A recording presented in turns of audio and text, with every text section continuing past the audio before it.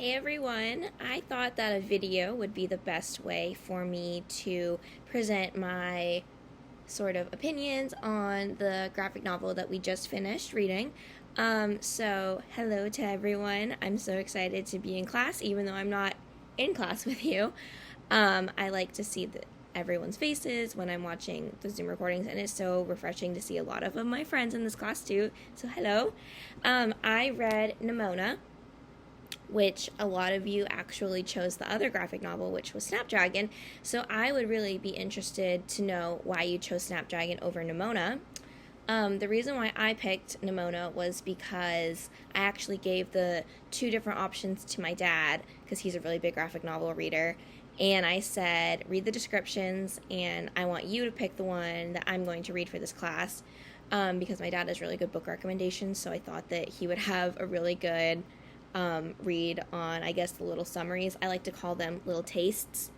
So we're going to have like a taste of the book, is what I tell my kindergartners, of the summaries of the stories. So I also really liked that this one is a National Book Award finalist. I always look for this when I'm picking out books for myself and also for books in my classroom, because I know that these are going to add diversity and different information in my classroom that might not be presented through just a regular piece of text that wasn't a book finalist.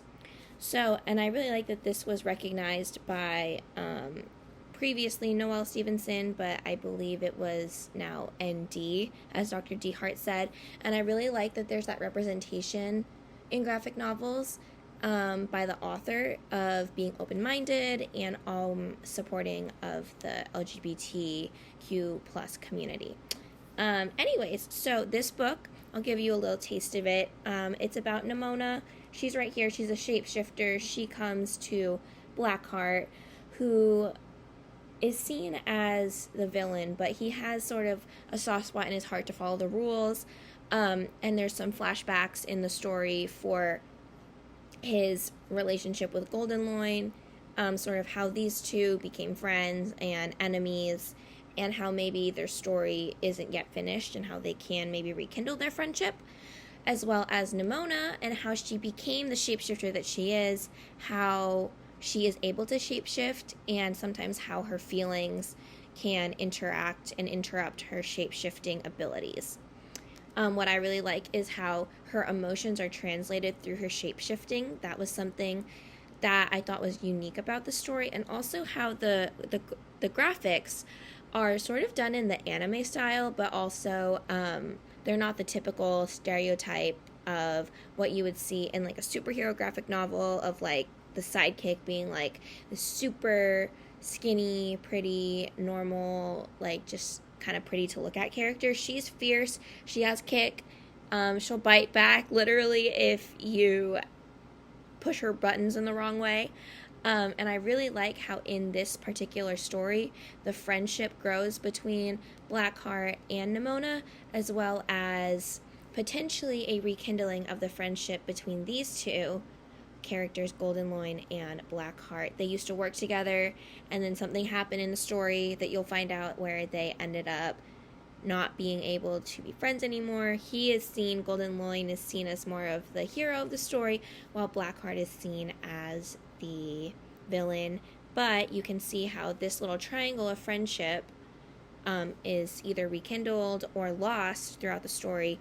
And it's a really good message to send to our students that a lot of people are different, and you might not meet a lot of people that have the same mindset as you, but you can still be friends with them no matter what, because you will always find a common ground, and you always don't have to be the best of friends. You can be friendly, and you can also learn to work with different people. And I really like that these three characters are so different, but they all learn to work together at the end of the story.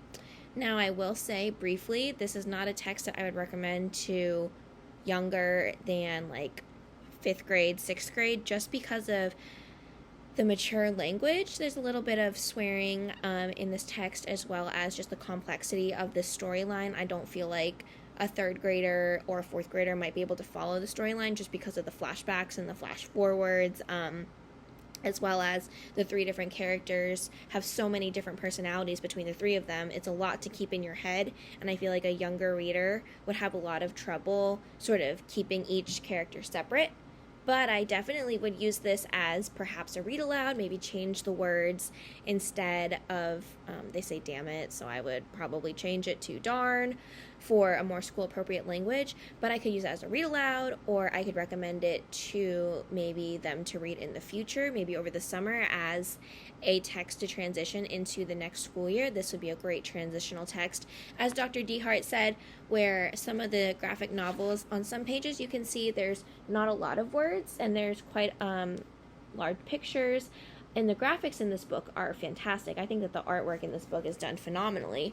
But there are also some pages in here, as you can see right here, where there's a lot more text on the page. So this would be a great transitional object for students to use if they really, really like maybe say Cat Kid or Dog Man, those types of ones that are more picture-y rather than word-heavy. And I think this would be great to transition maybe from middle school to high school, that you can still read a graphic novel, but it can also be a lot more informative and there can be a lot more behind the story. So I would like to know what your thoughts on Nimona were if you read Nimona, or I would also love to hear maybe the comparisons between Nimona and Snapdragon if you read Snapdragon. Thanks guys, and I'll see you later.